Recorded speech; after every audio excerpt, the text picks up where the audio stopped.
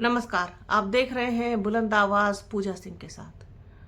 दोस्तों, हम आप लोगों के साथ बसपा की बात करते हैं। बसपा की जो कामयाबी होती है उसको शेयर करते हैं। बसपा की जीत हार आप लोगों के साथ शेयर करते हैं। सभी कुछ जो भी बसपा से जुड़ा हुआ होता है, बसपा सुप्रीमो मायावती का यदि कोई निर्णय आता है, कोई पोस्ट आती है, कुछ भी आता है तो हम आप लोगों के साथ उसको तुरंत शेयर करते हैं।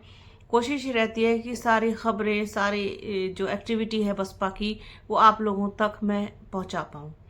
अब मेरा दायित्व बनता है कि अगर बसपा के ऊपर किसी भी तरीके की कोई परेशानी या मुसीबत है या कोई संकट है या किस तरीके से आगे होने वाला है बसपा का, तो वो भी मैं आप लोगों के साथ शेयर करूं, उस पर बात करूं, चर्चा करूं। क्या है पूरा मामला, आपको बताते हैं। सीनियर जर्नलिस्ट हैं कबूल अहमद, उनका एनालिसिस है बसपा को लेकर के कि 2026 में जो आने वाला साल है वो बसपा के लिए किस तरीके से थोड़ी परेशानियां बढ़ाएगा, और 2027 जो है विधानसभा चुनाव उत्तर प्रदेश का, उसमें किस तरीके से बसपा के लिए करो या मरो जैसी स्थिति है। पूरा एक एनालिसिस है, आइए आप लोगों के साथ शेयर करते हैं कि बसपा के सामने लगातार चुनौतियां बढ़ती जा रही हैं। लोकसभा के बाद अब राज्यसभा में बसपा 0 पर सिमटने जा रही है। 2026 में बसपा के राज्यसभा सांसद रामजी गौतम का कार्यकाल पूरा हो रहा है। 36 साल में पहली बार ऐसा होगा जब संसद के किसी भी सदन में बसपा का कोई सदस्य नहीं होगा। तो ये परेशानी 2026 नवंबर में बसपा के सामने आएगी। बहुजन समाज पार्टी का सियासी आधार लगातार सिमट रहा है और विधानसभा से लेकर संसद तक धीरे धीरे वो कमजोर हो रही है। यूपी की विधानसभा में बसपा का सिर्फ एक विधायक है, जबकि विधान परिषद में कोई भी सदस्य नहीं। संसद में लोकसभा के बाद अब 2026 में राज्यसभा में बसपा का कोई भी सांसद नहीं रह जाएगा। इस तरह बसपा की आवाज नवंबर 2026 में संसद में सुनाई नहीं देगी। बसपा का 2024 के लोकसभा चुनाव में खाता नहीं खुल सका था। संसद में बसपा के इकलौते सदस्य रामजी गौतम है जो राज्यसभा में है। रामजी गौतम का कार्यकाल 2026 में समाप्त हो जाएगा। इसके बाद संसद में बसपा का एक भी सदस्य नहीं रह जाएगा। बसपा के राजनीतिक इतिहास में पहली बार ऐसा होगा जब संसद के दोनों सदनों यानी लोकसभा और राज्यसभा में बसपा के सदस्यों की संख्या 0 होगी। उत्तर प्रदेश के 10 राज्यसभा सांसदों का कार्यकाल नवंबर 2026 में समाप्त हो रहा है। इन 10 राज्यसभा सांसदों में बीजेपी के 8, सपा के और बसपा के एक सदस्य हैं जिनका कार्यकाल 25 नवंबर 2026 को खत्म हो रहा है। 2026 में रिटायर होने वाले राज्यसभा सांसदों में बीजेपी से बृजलाल, सीमा द्विवेदी, चंद्रप्रभा उर्फ गीता, हरदीप सिंह पुरी, दिनेश शर्मा, नीरज शेखर, अरुण सिंह और बीएल वर्मा का नाम शामिल है। सपा से प्रोफेसर राम गोपाल यादव है तो बसपा से रामजी गौतम है। बसपा के राष्ट्रीय कोऑर्डिनेटर रामजी गौतम फिलहाल बसपा के इकलौते राज्यसभा सदस्य हैं जो 2019 में बीजेपी के समर्थन से सांसद चुने गए थे। रामजी गौतम साल 2026 के आखिर में रिटायर हो रहे हैं, यानी उनका 6 साल का कार्यकाल समाप्त हो रहा है। रामजी गौतम का राज्यसभा टर्म पूरा होने के साथ ही बसपा संसद में 0 हो जाएगी। बसपा की वापसी का आसार भी कहीं से नहीं दिख रहा है। यूपी विधानसभा की मौजूदा संख्या बल की बात करें तो बीजेपी के पास 258, समाजवादी पार्टी के पास 103, अपना दल के 13, रालोद के 9, निषाद पार्टी के 5, सुभाषपा के 6, कांग्रेस के 2, जनसत्ता दल लोकतांत्रिक के 2, बसपा का 1 और सपा के बागियों की कुल 3 सदस्य हैं, यानी कुल 402 सदस्यों की संख्या पूरी है और 1 सीट रिक्त है। इस आधार पर एक राज्यसभा सीट के लिए 37 विधायकों के समर्थन की जरूरत है। इस गणित से के लिहाज से सपा 2, बीजेपी 8 राज्यसभा सीटें जीत सकती है।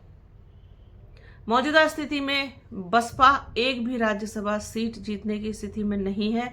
बसपा के पास एक ही विधायक है जिसके दम पर राज्यसभा की सीट जीतना छोड़िए नामांकन भी करने की स्थिति नहीं है। ऐसे में 2026 में देश के जिन राज्यों में विधानसभा चुनाव है वहां पर बसपा का कोई जनाधार नहीं है।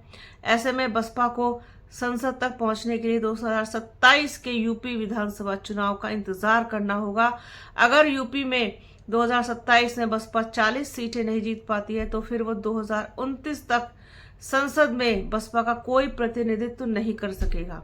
उत्तर प्रदेश बसपा की सबसे मजबूत सियासी जमीन रही है। यहाँ पार्टी का उद्भव हुआ। मायावती 4 बार यूपी की सीएम रही, लेकिन मौजूदा समय में बसपा के पास यूपी की सिर्फ एक विधायक है।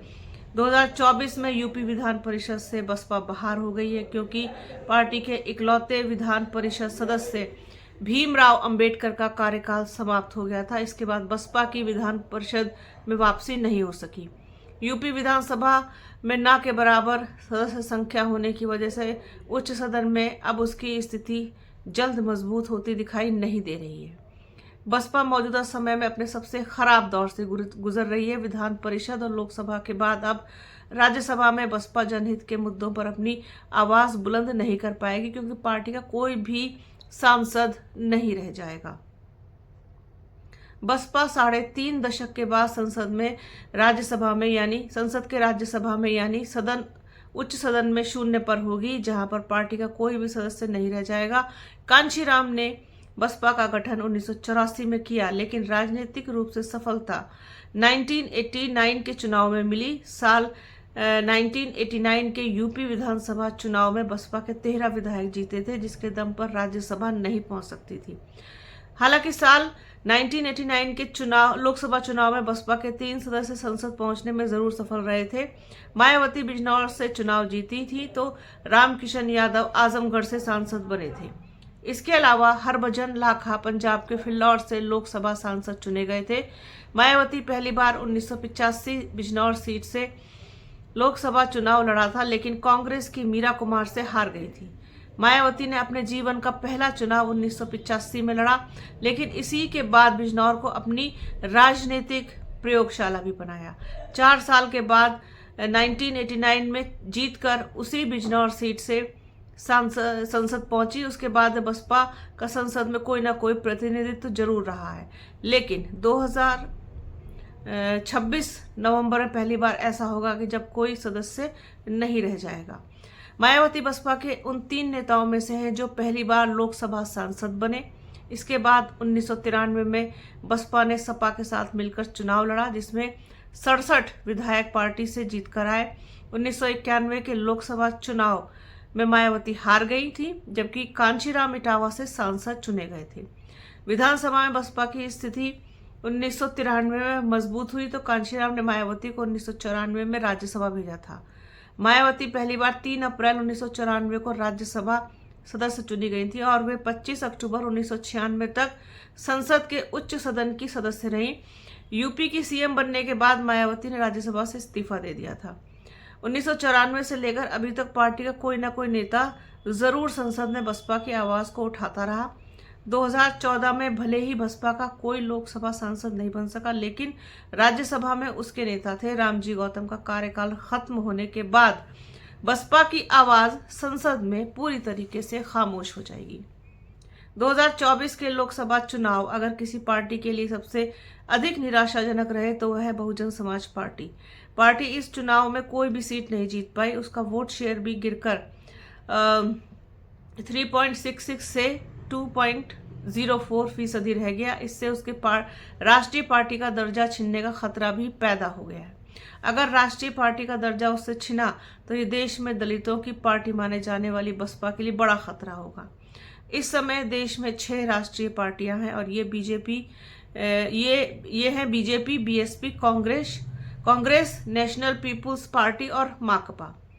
1968 के मुताबिक राष्ट्रीय पार्टी का दर्जा उस दल को मिलता है जिसके पास पिछले आम चुनाव में 4 या अधिक राज्यों में कुल वैध वोटों का कम से कम 6% वोट हो और या उसके कम से कम 4 सांसद जीते हों, या लोकसभा चुनाव में उससे कम 2% सीटें जीती हों।